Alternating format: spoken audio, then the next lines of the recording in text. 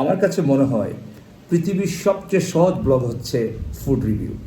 কারণ আমি যখন কোনো কিছু খুঁজে পাই না তখনই আমার কাছে মনে হয় একটা ফুড রিভিউ করে ফেলি। কারণ ফুড রিভিউ করতে গেলে 3-4টা জিনিস বললেই হয়। খুব জুসি হয়েছে, খুব টেন্ডার হয়েছে, খুব স্পাইসি, মোটামুটি মোটামুটি ধরেন আপনারা তো খাচ্ছেন না, আমি খাচ্ছি, সো আমার মতো করে আমি বলে ফেলবো। মজা না হলে আমরা মজা বলবো। সো বেসিকলি আমার কাছে মনে হচ্ছে ফুড রিভিউ আমার জন্য ভেরি সেফ।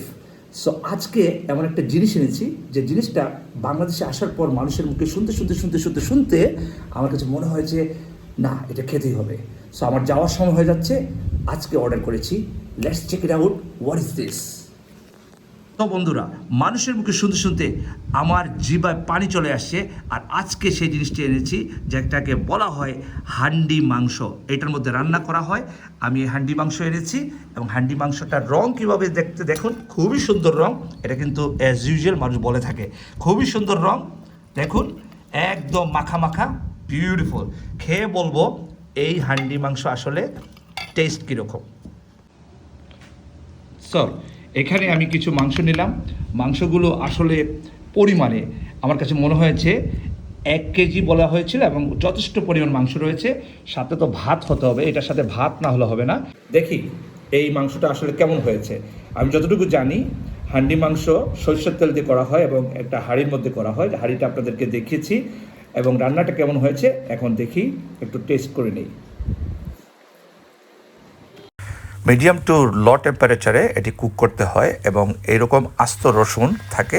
চলুন দেখে নেই এর টেস্ট কীরকম। মানুষজন দেখি এক কামড় নিতে না নিতেই ফিডব্যাক দেওয়া শুরু করে, কিন্তু আমার কিন্তু 3-4 কামড় না খেলে বুঝতেই পারি না এই আসলে টেস্টটা কীরকম। এখন অ্যাজ ইউজুয়াল ফুড রিভিউ যারা করে থাকে তাদের মতোই কথা বলবো। হ্যাঁ, মাংসটা খুব টেন্ডার হয়েছে, খুব টেস্টি হয়েছে। আমার কাছে মনে হচ্ছে একটু স্পাইসি, বাট একটু তেল এখানে একটু বেশি। মাংস ভুনা খাবেন, তেল খাবেন না, এরকম একটা অবস্থা আর কি। কিছু কিছু জিনিস স্পাইস অথবা তেল এগুলো ছাড়া আসলে মজাই নাই। তো আমার কাছে মনে হচ্ছে এটা একটা ভেরি সেফ ব্লগ। কারণ আমি খাচ্ছি, আমি এনজয় করছি, আমি বলছি, আপনারা শুধু শুনছেন, আপনারা দেখছেন। আর যদি শেয়ার করে থাকেন আমারই লাভ হবে। বিলিভ মি ভাই, এইরকম মাংস জীবনে খাই নাই। এই জায়গায় আসবেন, ওই যে পুলের নিচে ওই দিক দিয়ে আপনি ডান দিকে মোড় নেবেন, তারপরে বাম দিকে মোড় নেবেন।